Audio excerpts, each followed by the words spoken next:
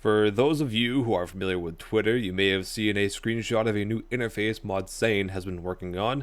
The interface allows players to calculate XP rates, make drop logs, and other such functions. Now the reason I'm making this video is to show players that these types of add-ons are already readily available to the public through use of a simple add-on called Alt1. Before we get into what Alt1 is, this video is not made with the creator's knowledge. I'm only doing this on my own terms in order to inform the community that this type of equipment already exists, and it's really handy for RuneScape players.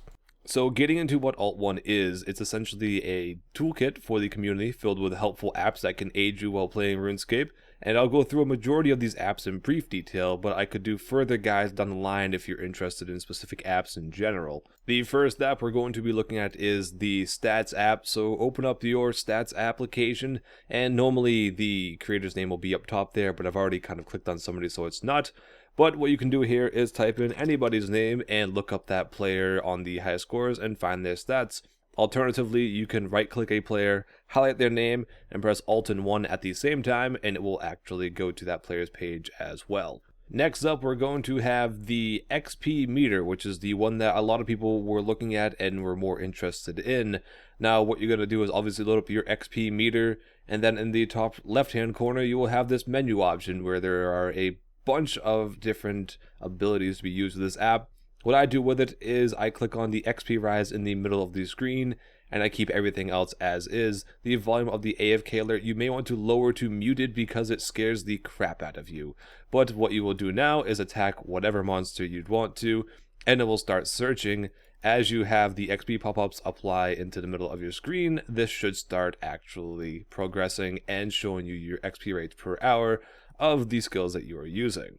As you can see in the top left hand corner, it is now catching up with what I'm doing, stating I am making 0 XP per hour, but it will quickly change to probably about a couple thousand XP per hour from these goblins, as they are just, well, goblins. And third, we have the drop logger. Now, keeping with the same style of meter on the XP meter, you open up your drop logger, and what you can do here is customize a new drop log for certain monsters in game. There are presets and other ones you have to do manually.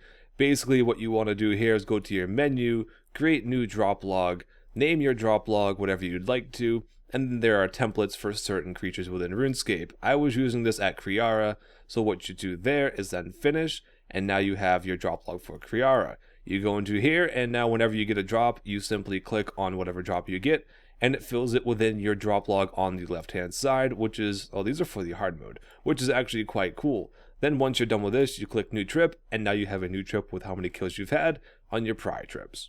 And lastly, we have the clue scroll solver. Now this is very, very helpful for those of you trying to do elites and hard clues.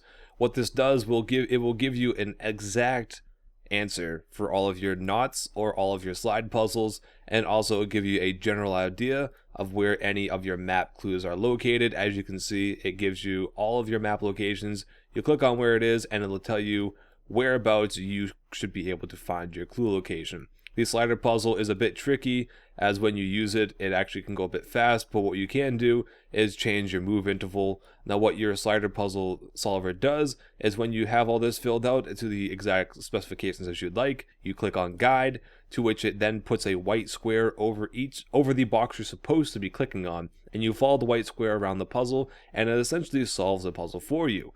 For the knot puzzle, when you have a knot in your inventory, you open up the knot interface, and then you click on unlock any, and it'll tell you the exact number of rotations in order to actually solve the Celtic knots. And those are just a few of the apps within Alt1 for your use on RuneScape. And before anyone asks, yes, this follows the TOS of RuneScape and will not get you banned. It simply reads your screen and does not interfere with the client itself.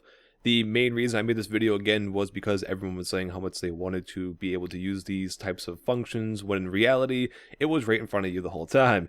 And that's going to do it for me though. I hope you guys enjoyed this video, and I will see you in the next one.